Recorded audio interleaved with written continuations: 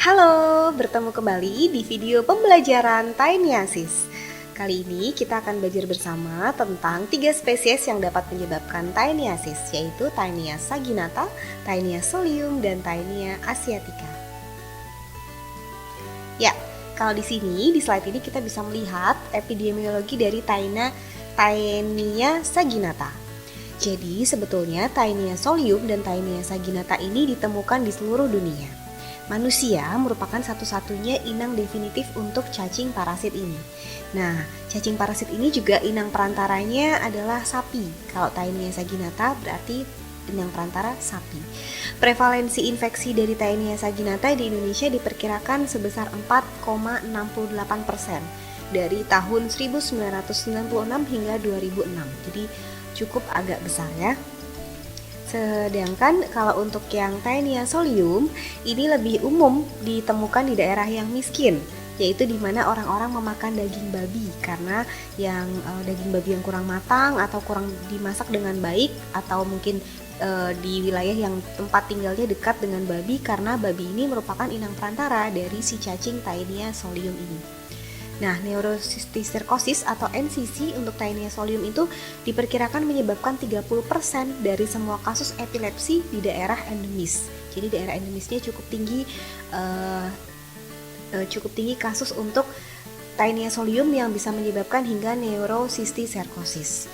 Lalu di Asia sendiri adalah satu-satunya rumah bagi Taenia asiatica yang merupakan atau terutama ditemukan di beberapa wilayahnya, yaitu di negara Thailand, Indonesia, Cina, Taiwan, dan Republik Korea.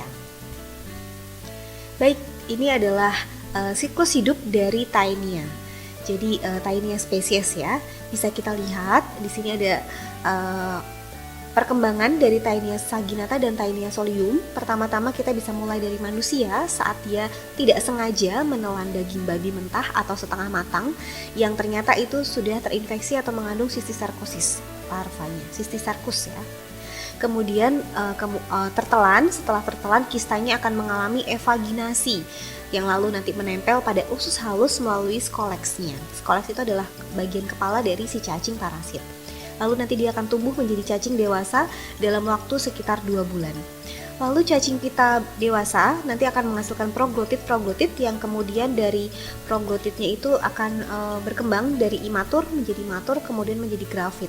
Nah, mereka nanti terlepas dari cacing pita itu nanti akan bermigrasi ke anus nantinya.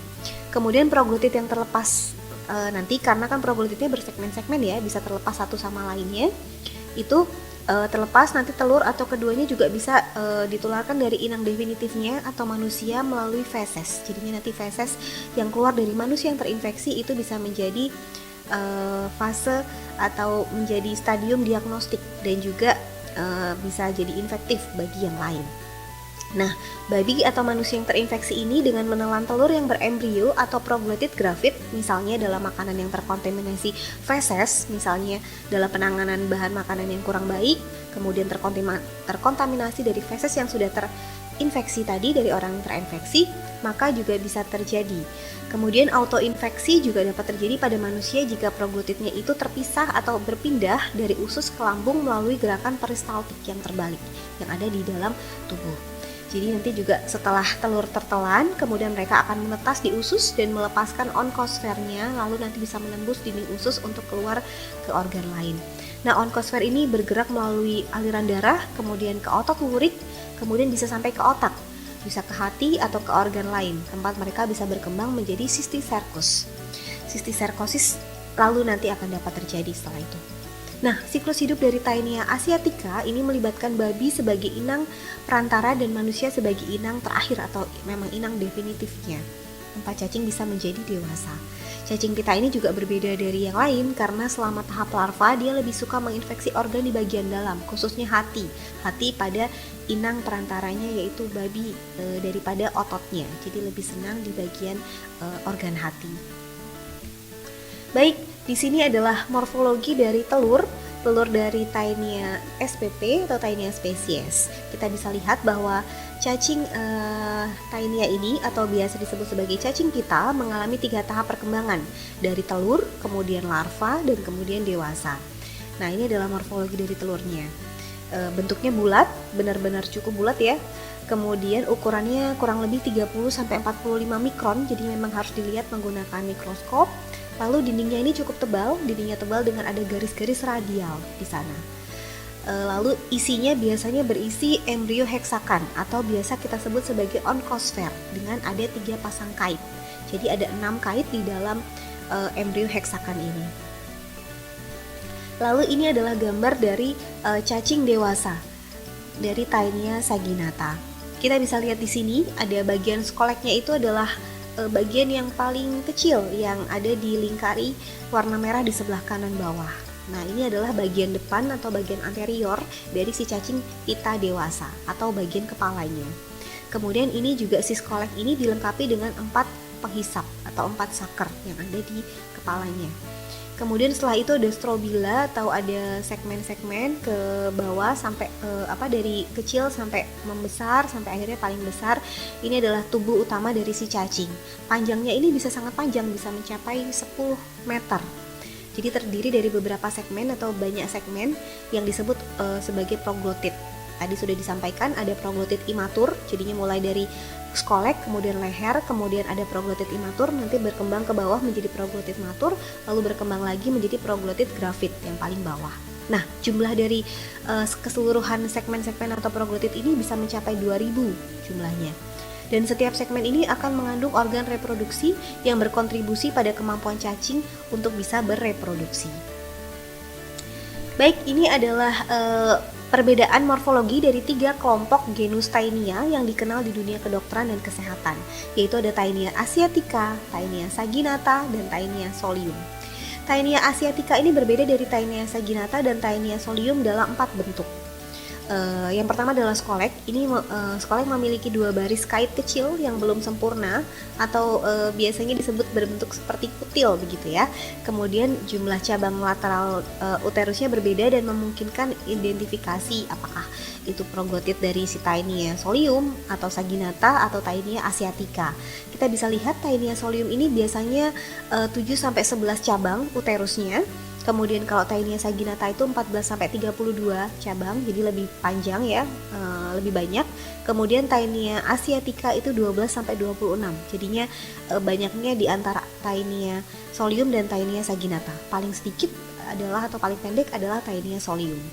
Lalu Cysticercus Taenia asiatica pada babi tidak ditemukan di otot. Mereka memang lebih sering atau lebih banyak akan ditemukan di organ hati, di omentum, di serosa, dan di paru-paru.